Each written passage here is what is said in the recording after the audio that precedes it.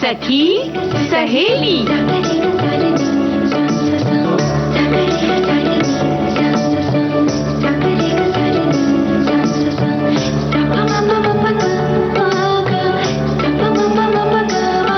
सखी सहेली।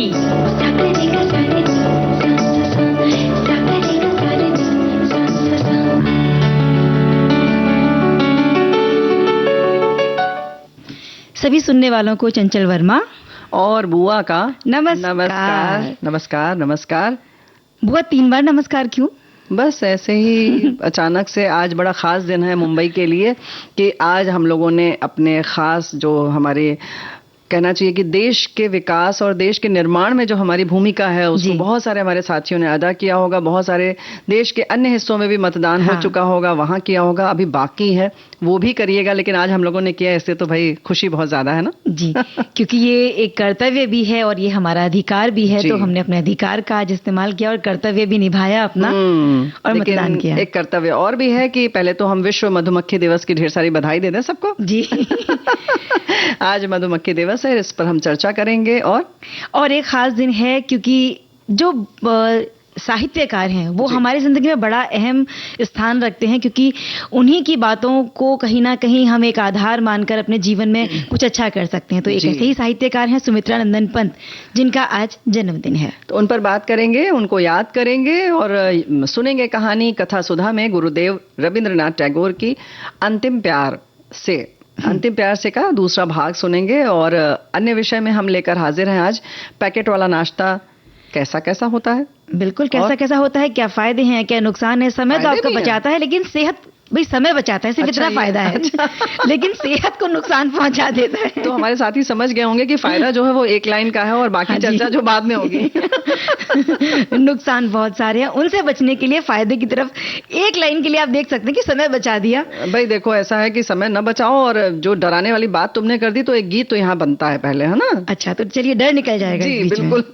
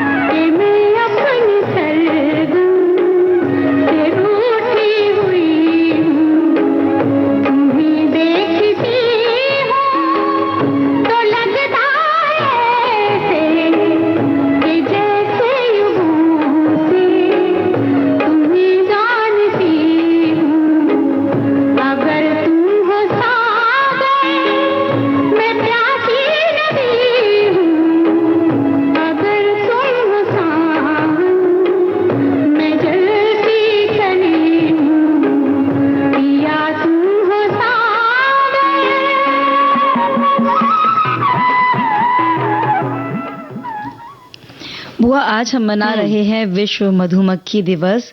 और मधुमक्खी और अन्य परागणकों जैसे तितलियां हैं, चमगादड़ है, हमिंग बर्ड है, इनका ऐसा जो भी है जीवन जो है मानवीय गतिविधियों से खतरे में आ रहा है।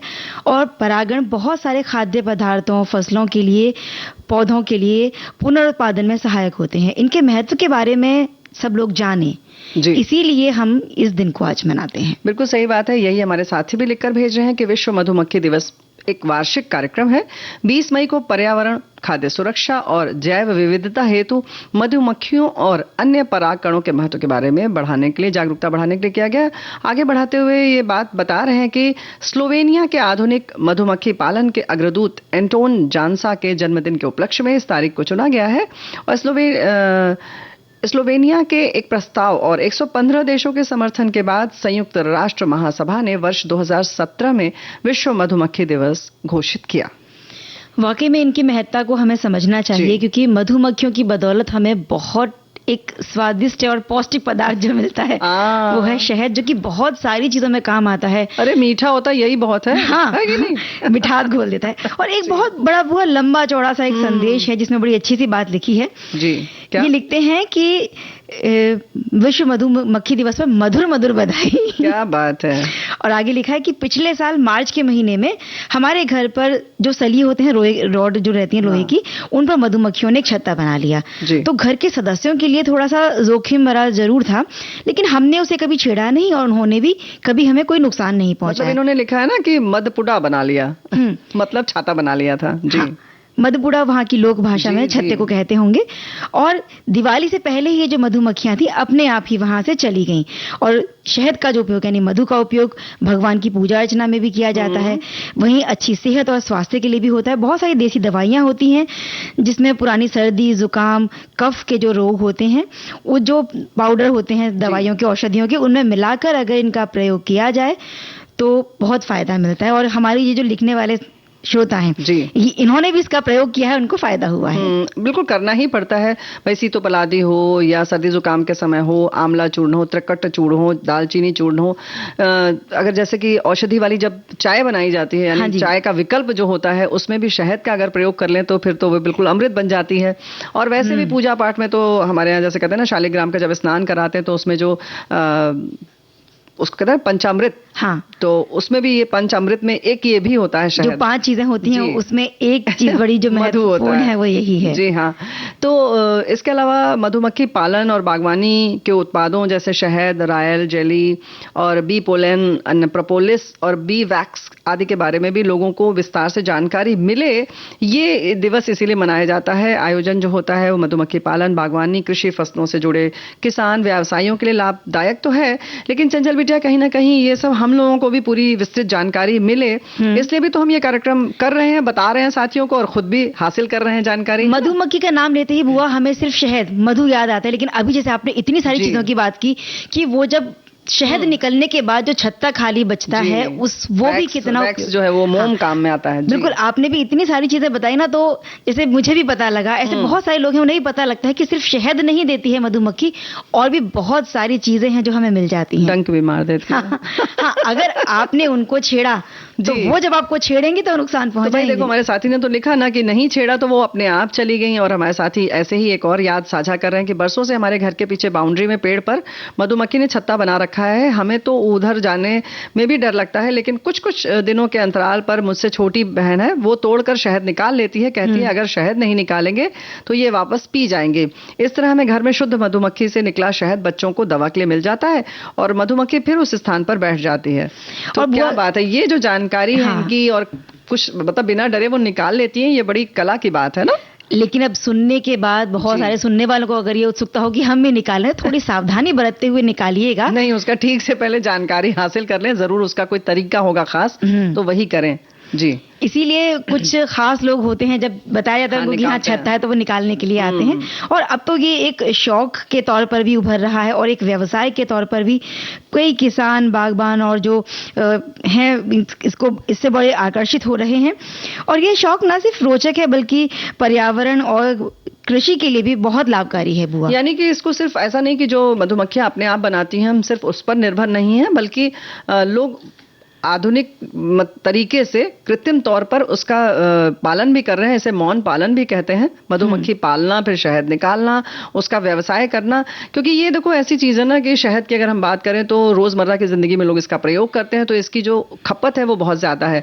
तो अगर आप इसका व्यवसाय करेंगे तो बहुत अच्छा लाभ मिलेगा। और कहते हैं बुआ, वैसे मधुमक्खी कोई पालतू कीट या पालतू जीव नहीं है, लेकिन फिर भी हम देखते हैं शहरों में, गांवों में, बिल्डिंगों पर, पेड़ों पर मधुमक्खी के छत्ते, ये आम बात है। तो इससे ये पता लगता है कि उन्हें बस्तियों में भी पाला जा सकता है, और शायद इसीलिए इस तरह का जो व्यवसाय या शौक है इसका इस तरह से बाहर निकला, ये कि इसको व्यावसायिक रूप में अपनाया जाए।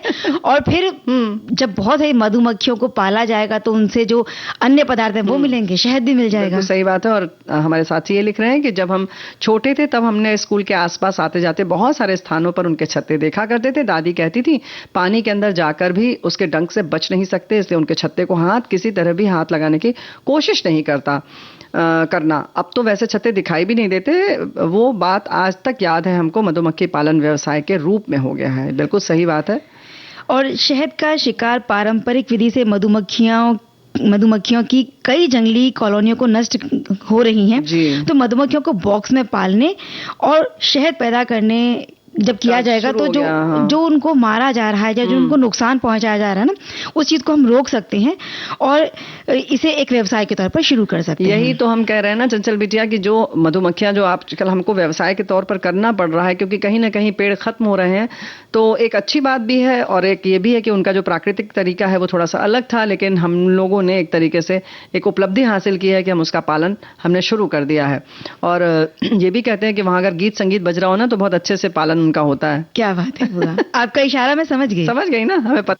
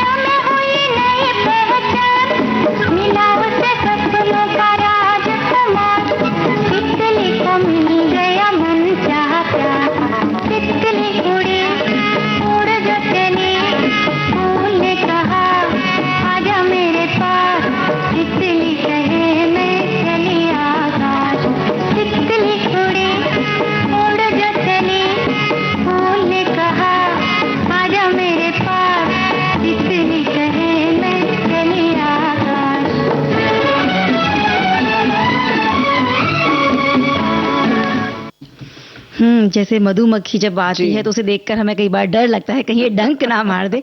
जब तितली पास में आती है तो बड़ी प्यारी लगती है। जी हाँ, तो इसीलिए तो जब इस तरीके की बातें होती हैं तो कवि न जाने कितनी कविताएं रच देते जी। हैं।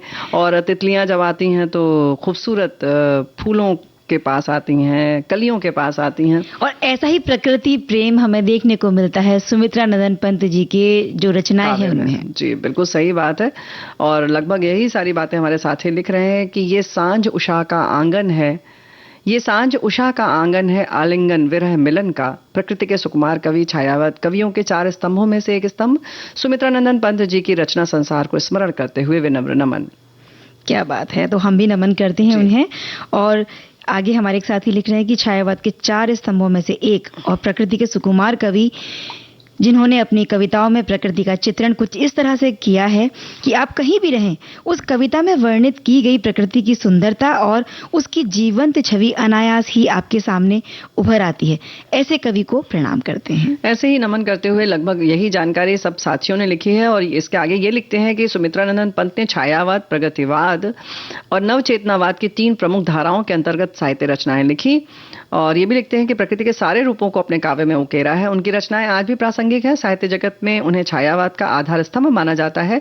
सुमित्रा नंदन पंत हिंदी साहित्य में छायावादी युग के 4 प्रमुख स्तंभों में से एक है। प्रकृति का जैसा चित्रण उनके काव्य में मिलता है, झरना, बर्फ, पुष्प, लता, भ्रमर, गुंजन, उषा किरण, शीतल पवन, तारों की चुनरी ओढ़े गगन से उतरती संध्या, ये सब तो सहज रूप से काव्य का उपादान बने।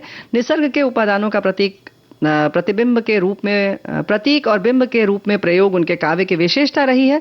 उनका व्यक्तित्व भी आकर्षण का केंद्र बिंदु था। गौर वर्ण, सुंदर सौम्य मुखाकृति, लंबे घुंघराले बाल, सुगठित शरीर, सौष्ठव उन्हें सभी से अलग मुखरित करता था। क्या बात है बुआ। और इनके जो प्रकृति का प्रेम है ये शायद इसलिए भी है बुआ कि जब जन्म हुआ इनका तो कुछ घंटों के बाद ही इनकी माताजी का देहांत हो गया। दादी ने पाल को पोस कर बड़ा किया और जो प्रकृति की जो रमणीयता थी वही जैसे इनकी माँ बन गई। और प्रकृति के जो ममतामयी छांव में जब ये हमेशा रहे तो वो जो सौंदर्य था वो शब्दों के माध्यम से कागज पर उकेरने लगे उसे। बिल्कुल सही बात है। सुमित्रा नंदन पंत जी का जन्म 1900 में अल्मोड़ा के निकट कौसानी नामक ग्राम में हुआ। 1961 में पद्म भूषण सम्मान मिला। कला और बूढ़ा चांद पर साहित्य अकादमी पुरस्कार मिला। इनका मूल रूप से नाम गौसाई दत्त था। इनकी मृत्यु 1977 में हुई थी। इनकी प्रमुख रचनाएं ग्रंथि, पल्लव, गुंजन, लोकायतन थी। ये छायावादी कवि थे। ये हमारे साथी ने जानकारी साझा की है। और ये एक गिरजाघर था इनके गांव में, अक्सर कर वहां जाकर बैठा करते थे।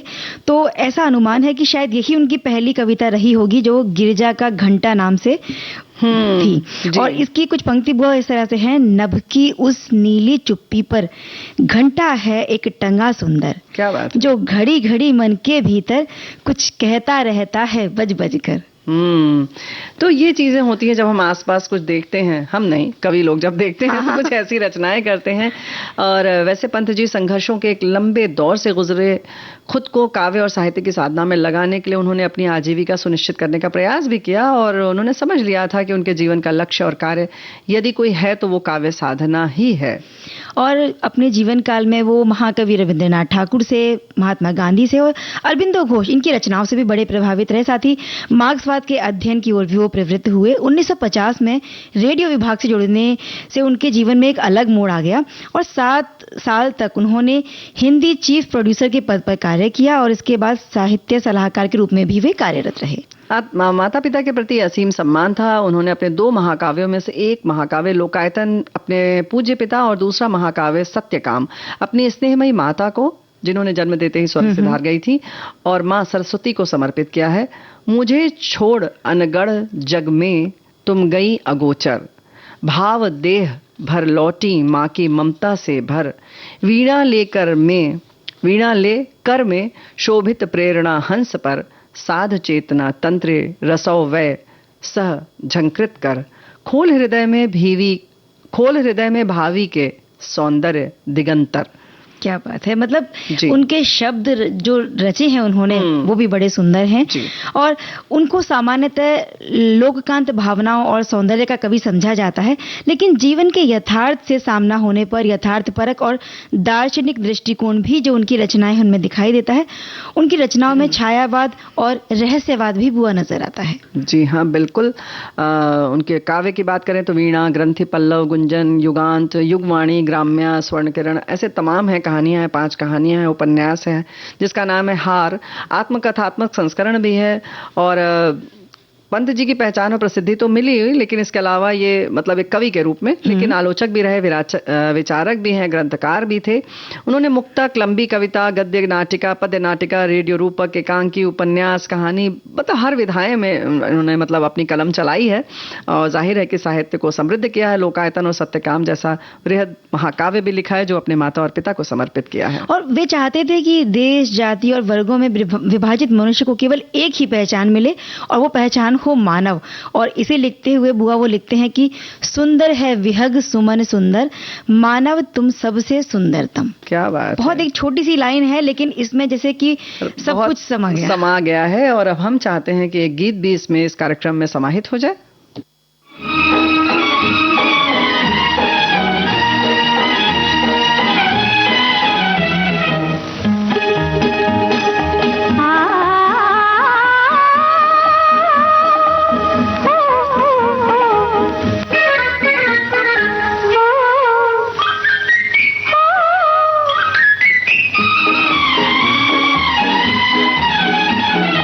सपने सुहाने लड़कपन के मेरे नैनों में डोले बहार बन के।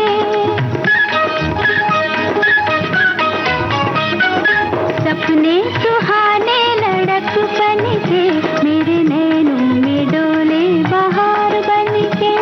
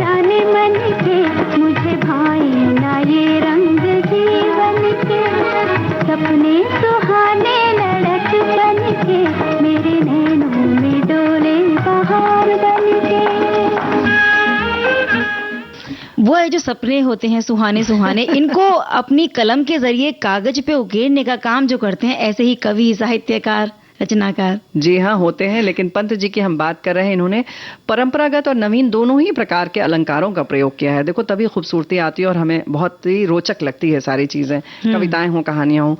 तो पंत जी ने रूपक, उपमा, सांग रूपक, मानवीकरण, विशेषण, विपर्यय और ध्वन्यर्थ व्यंजना का बहुत आकर्षक तरीके से प्रयोग किया है अपनी रचनाओं में। बिल्कुल, और नए नए छंदों की रचना भी इन्होंने की है। और इनका जो जन्म स्थान था कौसानी, वहीं पर इनके नाम पर एक राजकीय संग्रहालय बनाया गया है बुआ। और इस स्थल के प्रवेश द्वार से लगे भवन की छत पर उनकी एक बहुत सुंदर मूर्ति भी स्थापित की गई है, जो कि 1990 में स्थापित की गई थी। जी हाँ। और कौसानी चाय बागान के व्यवस्थापक के परिवार में जन्मे महाकवि सुमित्रानंदन पंत ने अंतिम सांस 28 दिसंबर 1977 को प्रयागराज उत्तर प्रदेश में ली। और इस जानकारी के साथ ही बुआ घड़ी की सुइयां हमें इशारा कर रही हैं कि समय हो चला है एक अंतराल का। जी।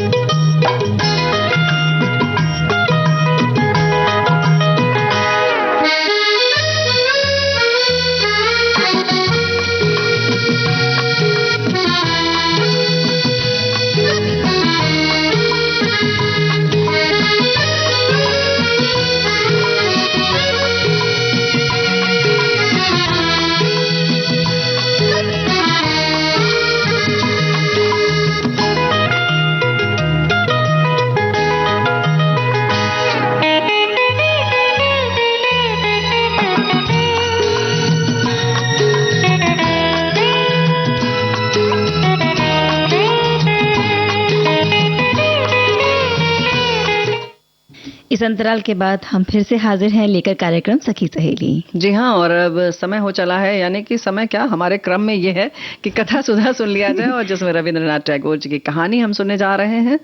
कहानी है अंतिम प्यार से, इसका दूसरा भाग।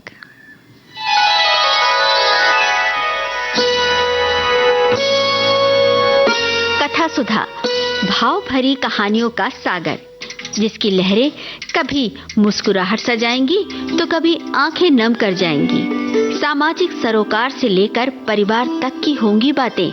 कुछ मनोरंजन होगा तो कुछ सीख भी मिल जाएगी।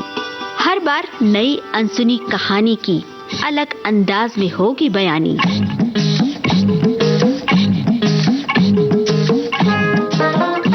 कहानी की मौलिकता बनाए रखते हुए श्रोताओं के लिए कार्यक्रम रोचक और सुगम हो, इसलिए कहानी में थोड़े बहुत बदलाव किए गए हैं। आशा है आपको कथा सुधा में डूबना अच्छा लगेगा। आज गुरुदेव रविंद्रनाथ टैगोर की लिखी कहानी अंतिम प्यार से मैं आपको सुनाऊंगा। इसका पहला भाग आप सुन चुके हैं, आज सुनिए इसका दूसरा भाग।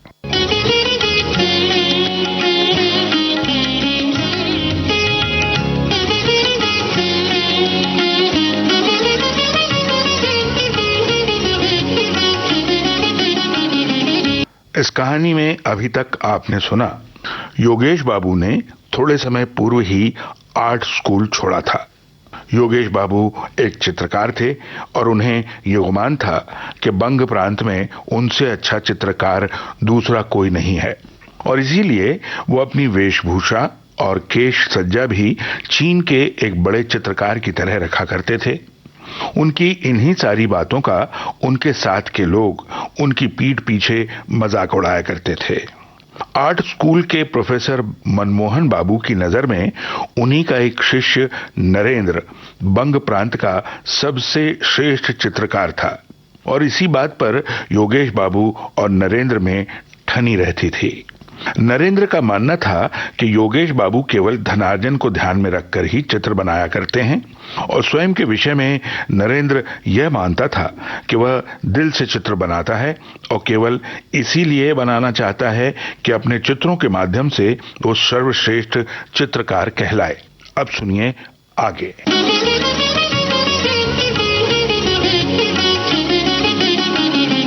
नरेंद्र सोचते सोचते अपने मकान के सामने आ खड़ा हुआ। उसने देखा कि द्वार के समीप उसका 4 साल का बच्चा मुंह में उंगली डाले किसी गहरी चिंता में खड़ा है। पिता को देखते ही बच्चा दौड़ता हुआ आया और दोनों हाथों से नरेंद्र को पकड़कर बोला, बाबूजी। क्यों बेटा? बच्चे ने पिता का हाथ पकड़ लिया और खींचते हुए बोला, बाबूजी देखो, हमने एक मेंढक मारा है जिसकी एक टांग टूट गई है। नरेंद्र ने बच्चे को गोद में उठाकर कहा, तो मैं क्या करूं, तू बड़ा पाजी है। बच्चे ने कहा, वो घर नहीं जा सकता, अब उसका पैर खराब हो गया है, कैसे जाएगा? चलो उसे गोद में उठाकर घर पहुंचा दो। नरेंद्र ने बच्चे को गोद में उठा लिया और हंसते हंसते घर के अंदर चला गया। एक दिन नरेंद्र को ध्यान आया कि इस बार की प्रदर्शनी में जैसे भी हो अपना एक चित्र भेजना चाहिए। कमरे की दीवार पर उसके हाथ के कितने ही चित्र लगे हुए थे। कहीं प्राकृतिक दृश्य, कहीं मनुष्य के भीतर की रूपरेखा, कहीं स्वर्ण की भांति सरसों के खेत की हरियाली, जंगली मनमोहक दृश्यावली, और कहीं वे रास्ते जो छाया वाले वृक्षों के नीचे से टेढ़े तिरछे होकर नदी के पास जा मिलते थे। धुएं की भांति गगनचुंबी पहाड़ों की पंक्ति जो तेज धूप में स्वयं झुलसी जा रही थी, और सैकड़ों पथिक धूप से व्याकुल होकर छायादार वृक्षों के समूह में शरणार्थी थे। ऐसे कितने ही दृश्य थे।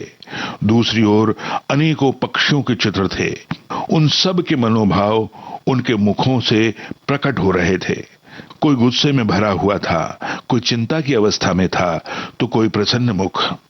कमरे में उत्तरीय भाग में खिड़की के समीप एक अपूर्ण चित्र लगा हुआ था। उसमें ताड़ के वृक्षों के समूह के समीप सर्वदा मौन रहने वाली छाया के आश्रय में एक सुंदर नवयुवती नदी के नील वर्ण जल में अचल बिजली सी मौन खड़ी थी। उसके होठों और मुख की रेखाओं में चित्रकार ने हृदय की पीड़ा अंकित की थी। ऐसा प्रतीत होता था मानो चित्र बोलना चाहता है, किंतु यौवन अभी उसके शरीर में पूरी तरह प्रस्फुटित नहीं हुआ है। इन सब चित्रों में चित्रकार के इतने दिनों की आशा और निराशा ये सब मिश्रित थी। परंतु आज उन चित्रों की रेखाओं और रंगों ने उसे अपनी ओर आकर्षित न किया। उसके हृदय में बार बार यही विचार आने लगे कि इतने दिनों उसने केवल बच्चों का खेल किया है, केवल कागज के टुकड़ों पर रंग पोता है। इतने दिनों से उसने जो कुछ रेखाएं कागज पर खींची थीं, वे सब उसके हृदय को अपनी ओर आकर्षित न कर सकीं, क्योंकि उसके विचार पहले की अपेक्षा बहुत उच्च थे। उच्च ही नहीं बल्कि बहुत उच्चतम होकर चील की भांति आकाश में मंडराना चाहते थे। यदि वर्षा ऋतु का सुहावना दिन हो तो क्या कोई शक्ति उसे रोक सकती थी? वो उस समय आवेश में आकर उड़ने की उत्सुकता में असीमित दिशाओं में उड़ जाता, एक बार भी फिर कर नहीं देखता। अपनी पहली अवस्था पर किसी तरह वो संतुष्ट न था। नरेंद्र के हृदय में रह रहकर यही विचार आने लगा। भावना और लालसा की झड़ी सी लग गई। उसने निश्चय कर लिया कि इस बार ऐसा चित्र बनाएगा जिससे उसका नाम अमर हो जाए। वो इस वास्तविकता को सबके दिलों में बिठा देना चाहता था कि उसकी अनुभूति बचपन की अनुभूति नहीं है। मेज पर सिर रखकर नरेंद्र विचारों का ताना बाना बुनने लगा। वो क्या बनाएगा, किस विषय पर बनाएगा? हृदय पर आघात होने से साधारण प्रभाव पड़ता है। भावनाओं के कितने ही पूर्ण और अपूर्ण चित्र उसकी आंखों के सामने से सिनेमा चित्र की भांति चले गए, परंतु किसी ने भी दम भर के लिए उसके ध्यान को अपनी ओर आकर्षित न किया। सोचते सोचते संध्या के अंधियारे में शंख की मधुर ध्वनि ने उसको मस्त कर देने वाला गाना सुनाया। इस स्वर लहरी से नरेंद्र चौंक कर उठ खड़ा हुआ। पश्चात उसी अंधकार में वो चिंतन मुद्रा में कमरे के अंदर पागलों की भांति टहलने लगा। सब व्यर्थ। महान प्रयत्न करने के पश्चात भी कोई विचार न सूझा। रात बहुत जा चुकी थी। अमावस्या की अंधेरी में आकाश परलोक की भांति धुंधला प्रतीत होता था। नरेंद्र कुछ खोया खोया सा पागलों की भांति उसी ओर ताकता रहा। बाहर से रसोइये ने द्वार खटखटा कर कहा, बाबूजी। चौंक कर नरेंद्र ने पूछा, कौन है? बाबूजी चलिए, भोजन तैयार है। झुंझलाते हुए नरेंद्र ने कटु स्वर में कहा, अरे मुझे तंग ना करो, जाओ, मैं इस समय ना आऊंगा और ना मैं खाऊंगा। कुछ थोड़ा सा, मैं कहता हूं ना, बिल्कुल नहीं। निराश मन रसोइया भारी कदमों से वापस लौट गया। नरेंद्र ने अपने को चिंतन सागर में डुबो दिया। दुनिया में जिसको ख्याति प्राप्त करने का व्यसन लग गया हो, उसको चैन कहां। एक सप्ताह बीत गया। इस सप्ताह में नरेंद्र ने घर से बाहर कदम न निकाला। घर में ही बैठा सोचता रहता, किसी न किसी मंत्र से तो साधना की देवी अपनी कला दिखाएगी ही। इससे पूर्व किसी चित्र के लिए उसे विचार प्राप्ति में देर न लगती थी, परंतु इस बार किसी तरह भी उसे कोई बात न सूझी। ज्यों-ज्यों दिन व्यतीत होते जाते थे, वो निराश होता जाता था। केवल यही क्यों, कई बार तो उसने झुंझलाकर सिर के बाल नोच लिए। वो अपने आप को गालियां देता, पृथ्वी पर पेट के बल पड़कर बच्चों की तरह रोया भी, परंतु सब व्यर्थ। प्रातःकाल नरेंद्र मौन बैठा था कि मनमोहन बाबू के द्वारपाल ने आकर उसे एक पत्र दिया। उसने उसे खोलकर पढ़ा। प्रोफेसर साहब ने लिखा था, प्रिय नरेंद्र, प्रदर्शनी होने में अब अधिक दिन शेष नहीं है। एक सप्ताह के अंदर यदि चित्र न आया तो ठीक न होगा। लिखना तुम्हारी क्या प्रगति हुई है और तुम्हारा चित्र कितना बन गया है। योगेश बाबू ने चित्र चित्रित कर दिया है, मैंने देखा है, सुंदर है, परंतु मुझे तुमसे और भी अच्छे चित्र की आशा है। तुमसे अधिक प्रिय मुझे और कोई नहीं। आशीर्वाद देता हूं तुम अपने गुरु की लाज रख सको। इसका ध्यान रखना, इस प्रदर्शनी में यदि तुम्हारा चित्र अच्छा रहा तो तुम्हारी ख्याति में कोई बाधा न होगी। तुम्हारा परिश्रम सफल हो, यही कामना है। मनमोहन। पत्र पढ़कर नरेंद्र और भी व्याकुल हुआ। केवल एक सप्ताह शेष है और अभी तक उसके मस्तिष्क में चित्र के विषय में कोई विचार ही नहीं आया। खेद है, अब वो क्या करेगा। उसे अपने आत्मबल पर बहुत विश्वास था, पर उस समय वो विश्वास भी जाता रहा। इसी तुच्छ शक्ति पर वो 10 व्यक्तियों में सिर उठाए फिरता रहा। उसने सोचा था अमर कलाकार बन जाऊंगा, परंतु वाह रे दुर्भाग्य। अपनी अयोग्यता पर नरेंद्र की आंखों में आंसू भर आए। रोगी की रात जैसे आंखों में निकल जाती है, उसकी वो रात वैसे ही समाप्त हुई। नरेंद्र को इसका तनिक भी पता ना हुआ। उधर वो कई दिनों से चित्रशाला में ही सोया था। नरेंद्र के मुख पर जागरण के चिन्ह थे। उसकी पत्नी दौड़ी दौड़ी आई और शीघ्रता से उसका हाथ पकड़कर बोली, अजी अजी देखिए ना, बच्चे को क्या हो गया है, आकर देखो तो। नरेंद्र ने पूछा, क्या हुआ। पत्नी लीला हाँफते हुए बोली, शायद हैजा हुआ है। इस प्रकार खड़े न रहो, बच्चा बिल्कुल अचेत पड़ा है। बहुत ही अनमने मन से नरेंद्र शयन कक्ष में प्रविष्ट हुआ। बच्चा बिस्तर से लगा पड़ा था। पलंग के चारों ओर उस भयानक रोग के चिन्ह दृष्टिगोचर हो रहे थे। लाल रंग 2 घड़ी में ही पीला हो गया था। सहसा देखने से यही ज्ञात होता था कि बच्चा जीवित नहीं है। केवल उसके वक्ष के समीप कोई वस्तु धक धक कर रही थी और इस क्रिया से ही जीवन के कुछ चिन्ह दृष्टिगोचर हो रहे थे। वो बच्चे के सिरहाने सिर झुकाकर खड़ा हो गया। लीला ने कहा, इस तरह खड़े न रहो, जाओ डॉक्टर को बुला लाओ। मां की आवाज सुनकर बच्चे ने आंखें खोली।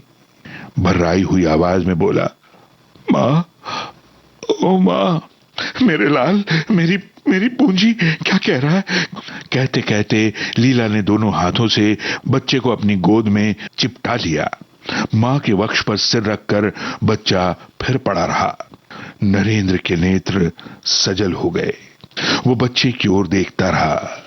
लीला ने उपालंबमय स्वर में कहा, अभी तक डॉक्टर को बुलाने नहीं गए। नरेंद्र ने दबी आवाज में कहा, हैं? डॉक्टर। पति की आवाज का अस्वाभाविक स्वर सुनकर लीला ने चकित होते हुए कहा, क्या? कुछ नहीं, जाओ डॉक्टर को बुला लाओ। अभी जाता हूं। नरेंद्र घर से बाहर निकला। घर का द्वार बंद हुआ। लीला ने आश्चर्यचकित होकर सुना कि उसके पति ने बाहर से द्वार की जंजीर खींच ली और वो सोचती रही, ये क्या।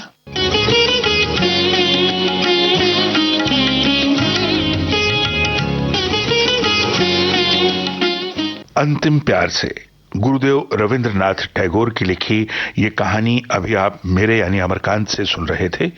ये इसका दूसरा भाग था।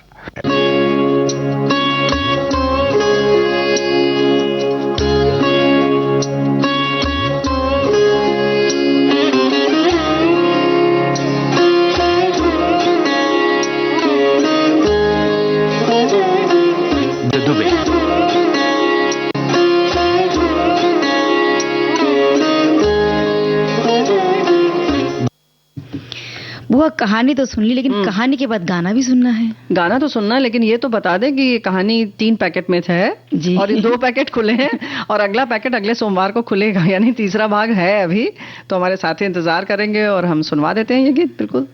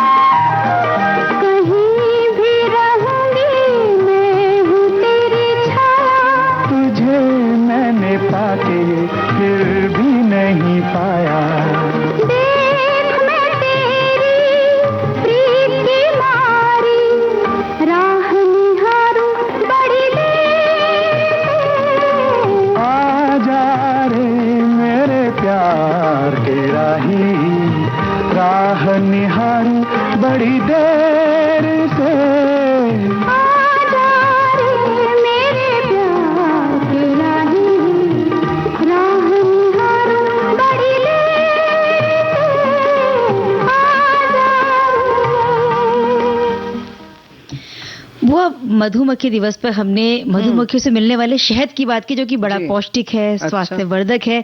लेकिन वहीं अब हम बात करेंगे उस चीज की जो बिल्कुल स्वास्थ्यवर्धक नहीं है भाई। लेकिन जैसे तुमने पहले ही बता दिया कि उसकी जरूरत क्या है और क्यों है, तो बात बिल्कुल सही है।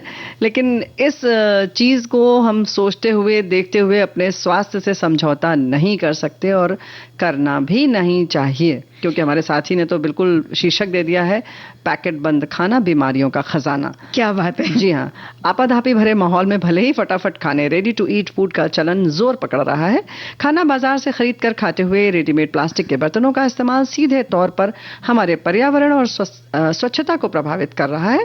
पैकेट बंद खाद्य पदार्थ का चलन फलता फूलता उद्योग की शक्ल ले चुका है। केंद्रीय खाद्य प्रसंस्करण मंत्रालय की रिपोर्ट कहती है कि एक दशक में आसानी से तैयार हो जाने वाले पैकेट बंद फूड के बाजार में 70% की वृद्धि हुई है और इसके साथ ही कूड़ेदान में प्लास्टिक का भी बोझ बढ़ा है। तो रही सही कसर ढाबों में प्रयोग किए जाने वाले प्लास्टिक के रेडीमेड बर्तनों ने पूरी कर दी है। सही बात है, इसमें जो प्लास्टिक घुलता है और प्लास्टिक के अलावा बहुत सारे अन्य रसायन घुलते हैं, वो हमें बहुत बहुत खतरनाक बीमारियों की तरफ धीरे धीरे लेके जाते हैं। और जब हम बाहर निकलते हैं कहीं, तो जो दुकानें हैं उन पर रंग बिरंगे स्नैक्स के लटकते हुए या तैयार नाश्ते के जो पैकेट होते हैं ना, बच्चों के मन को खास तौर पे बड़ा लुभाते हैं। इनमें जो स्वाद होते हैं ना, तीखा, चटपटा, नमकीन, खट्टा, नहीं लुभाता है, बस बच्चों को दोष दिया और बस शुरू हो गए हम लोग, भाई ऐसा सबको देखो, मुंह में पानी आ रहा है हमारे और फिर तरह तरह की कैंडी, चॉकलेट्स, वह स्वाद की जब भरमार है ना जी। हम एक खड़ी जब बड़े हैं ना, तो थोड़ा सा ये समझ के कि भाई सेहत को नुकसान करेगा, कंट्रोल कर लेते, लेकिन बच्चे हैं ना, उनमें उस नियंत्रण की कमी होती है। और जब बच्चे कई बार फैल गए या जगह ऐसी है कि हम उन्हें, हमारे पास कोई खाना नहीं है, तो मजबूरी में भी कई बार माता पिता को दिलवाना पड़ जाता है। हाँ, बिल्कुल सही बात है। ये तो पैकेट की बात हो गई। पैकेट्स खराब होते हैं, प्लास्टिक में होते हैं, पॉलिथीन टाइप में होते हैं, ये तो बात अलग है। लेकिन उसमें जो चीजें बनती हैं, बनी हुई रखी होती हैं, उनमें जिस तरीके के तेल का प्रयोग होता है, या जैसे चने की दाल की ही बात है, कहेंगे अरे मूंग की दाल वाला ले लो नमकीन, ठीक है, इसमें मतलब मूंग की दाल है, प्रोटीन है। नहीं भाई, ऐसा नहीं है। उसमें जो उसकी जो प्रक्रिया से गुजरता है वो ठीक नहीं होता है। तेल जो है वही बहुत खराब होता है। उसमें जो भी एक तरीके से संरक्षण के लिए जो डाला जाता है, प्रिजर्वेटिव जिसे कहते हैं, वो भी नुकसानदेह होता है। तो इस बात का ख्याल रखें। अब छोटी सी बात है, चिप्स जिसमें कहते हैं ना कि हवाई भरी रहती है, हम लोग हवा खरीदते हैं, खा लेते हैं। अभी आपने बात की ना चिप्स और ये इस तरह की चीजों की, तो हमारा एक जो बड़ा अच्छा सा संदेश है इसी तरह का है कि आजकल समय अभाव के कारण बहुत से लोग पैकिंग में आने वाले नाश्ते जैसे चिप्स, मठरी, दालमोट, बिस्किट, ये सब चीज खरीद कर खा लेते हैं। कभी कभार ऑफिस, स्कूल जाते समय भी लोग अपने बैग में डाल लेते हैं, जो कि बड़ा आसान पड़ता है उन्हें। और कुछ ना होने से तो कुछ है, लेकिन ये आदत धीरे धीरे हो जाती है। फिर इसकी जगह पर कुछ मसालेदार या 2 पराठे या रोटी ही घर से बनाकर ले जाएं तो ज्यादा अच्छा रहता है। पैकेट वाले नाश्ते कई कई दिन और महीने पहले के बने हुए होते हैं, जो ठीक नहीं होते हैं, और बच्चों की तो आंतें भी इससे खराब हो जाती हैं चिप्स वगैरह खाने की वजह से। तो घर का बना हुआ नाश्ता खाएं, खुद भी खिलाएं, बच्चों को भी खिलाएं। बिल्कुल सही बात है। यही बातें हमारे सभी साथी लगभग लिख रहे हैं। नाश्ता जो कोई इवेंट में मिलता है, या वो वाला नाश्ता जो हमें स्कूल के दिनों में ब्राउन पैकेट में मिलता था, एनसीसी और 15 अगस्त 26 जनवरी को स्कूल में मिलता था, या आप उसकी बात कर रहे हैं जो आजकल डिब्बा बंद नाश्ते के बारे में, जो आजकल बहुत लोकप्रिय चलन में है। जन्मदिन हो या कोई फंक्शन, दुकान में पैक होकर जा रहे हैं, अब उन्हें प्लेट में निकालकर कौन देने जाए, बस एक एक पैकेट पकड़ा दीजिए। सरकारी फंक्शन में, स्कूल में इसका प्रचलन ज्यादा हुआ है और अब ये आम घरों में, शादी ब्याह में भी होने लगा है। इससे समय की बचत हो जाती है। सही बात है। लोगों को लगता है कि बहुत सारे लोग अगर नहीं है खाना परोसने के लिए, या बर्तनों का भी अभाव है, समय का अभाव है, तो समय बचाने के लिए हम ये चीजें कर लेते हैं। लेकिन ये बात भी उतनी ही सही है बुआ कि कहीं ना कहीं सेहत से खिलवाड़ तो इन चीजों से हो ही रहा है। बिल्कुल। और हमारे एक साथी ने भी लिखा है कि पैक्ड फूड का चलन अब आम हो गया है। स्कूल जा रहे हो बच्चे या फिर ऑफिस जा रहे हैं, हम जॉब के लिए जा रहे हैं, पैक्ड फूड खाकर थोड़े समय के लिए अपनी भूख को भंग कर लेते हैं और अपनी सेहत पर बुरा असर ना करे, इसका ख्याल रखना बहुत जरूरी है। नहीं तो इससे अपनी कार्य क्षमता को भी हम भंग कर लेंगे। तो भाई, अब आप कहते हैं ना कि इच्छा आपकी कि आप क्या भंग करना चाहते हैं, लेकिन एक बात तो है कि इसके लिए बहुत सारे और भी विकल्प हैं। अगर बात होती है कि क्या करें, तो भाई चना जो आता है भुना हुआ, वो आप रख लीजिए मुट्ठी भर किसी पैकेट में। आजकल तो बहुत सारी कई ऐसी क्लिप्स आती हैं, एरोमा लॉक, आप एक पैकेट में रखिए और या तो डिब्बे में रख लीजिए अपने साथ, चल रहे हैं कहीं तो उनको खा लीजिए। ममरा है या लैया है जिसको कहते हैं, फरवी है, ये सारी चीजें हैं, उसको भी आप 2 मिनट में लगा सकते हैं। मछली घर में बनाइए ना, कितनी स्वादिष्ट लगती है घर वाली। बिल्कुल सही बात है। हम जब घर में बनाएंगे तो तेल भी अच्छा इस्तेमाल करेंगे, आटा भी अच्छा इस्तेमाल करेंगे और उसको प्रिजर्वेटिव के लिए कोई जी। ऐसी चीज नहीं डालेंगे हम उसमें जो हमारी सेहत से खिलवाड़ कर जाए। अरे चंचल बिटिया, जो घर में बनेगा वो इतना स्वादिष्ट होता है कि बचेगा ही नहीं। आप प्रिजर्वेटिव डालने की जरूरत कहाँ है। वो तो इंतजार करते हैं कि एक बार मुंह में लग गया ना तो फिर छूटता ही नहीं है। वो ये जो इस तरह का भोजन होता है ये जी। सीधे हमारे मानसिक स्वास्थ्य पर भी हमला करता है, क्योंकि इसमें जो मौजूद शुगर है, फैट है, सोडियम है, इन चीजों का कॉम्बिनेशन बहुत सारे डिप्रेशन और मानसिक रोगों को बढ़ावा देता अब है। फिर तुम डराने वाली बात करोगी तो हम कहेंगे गीत सुना दो। ठीक है बुआ, चलिए गीत सुना देते हैं।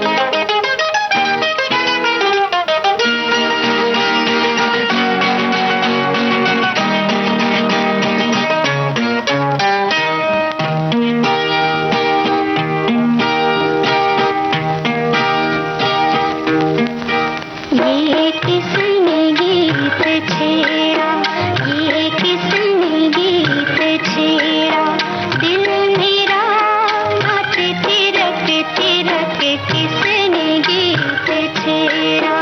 ये किसकी जुल्फ बिखरी, ये किसकी जुल्फ बिखरी, जग सारा गया महक महक, किसकी जुल्फ बिखरी।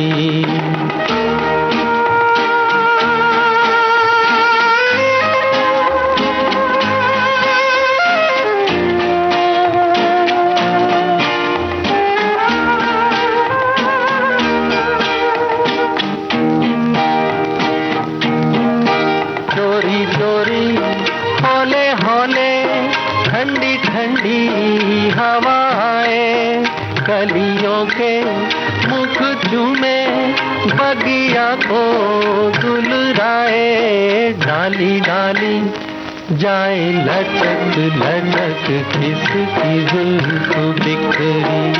ये किसने गीत छेड़ा, दिल मेरा नाचे तिरक तिरक, किसने गीत छेड़ा।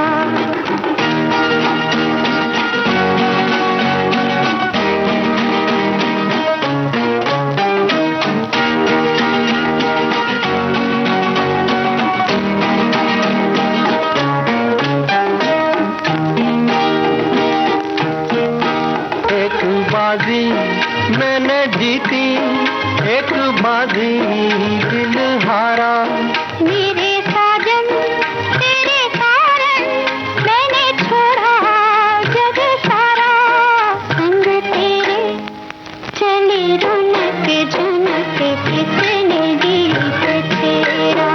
ये किसकी जुल्फ बिखरी, जग सारा गया महक महक, किसने गीत छेड़ा, दिल मेरा नाचे तिरक तिरक, किसने गीत छेड़ा। ये किसने गीत छेड़ा, ये किसने गीत। तो बात तो यही आती है कि लगता है ये पैकेट बंद किसने शुरू किया। यही पूछा जाए। हाँ भाई, किसने ये राग छेड़ा था कि भाई पैकेट बंद खाना लाओ। और हम सब लज्जाई नजरों से देखते हैं, फिर खा भी लेते हैं। जी। लेकिन भाई सेहत से अगर खिलवाड़ नहीं करना है, आपको सेहतमंद रहना है, तो इन सब चीज़ों का ख्याल रखें। और जैसे हमने कहा ना, एक मुट्ठी चना है, एक मुट्ठी मूंगफली है, कुछ भी जो भी आपको लगता है, काजू है, किशमिश है, कुछ ये लेकर चलिए और इनको खाइए ना। और नहीं तो फल खरीद के खा लीजिए अगर आपको भूख लगती है ऐसा कुछ, तो ये ज़्यादा अच्छा होगा। एक संदेश में हमारे सुनने वाले ने भी यही लिखा है कि ऐसे नाश्ते का चलन तो बहुत है, लेकिन ये मोटापे को बढ़ाते हैं, पेट, आंत और हृदय रोग के जोखिम को भी बढ़ाते हैं। तो इसीलिए इस तरह के खाने से हमें रखनी है दूरी। और फिलहाल हमें अपने श्रोताओं से भी दूरी बनानी होगी बुआ, क्योंकि जी। घड़ी की सुइयां इशारा कर रही हैं, हमें लेनी है इजाजत। तो सभी को नमस्कार, चंचल वर्मा और बुआ का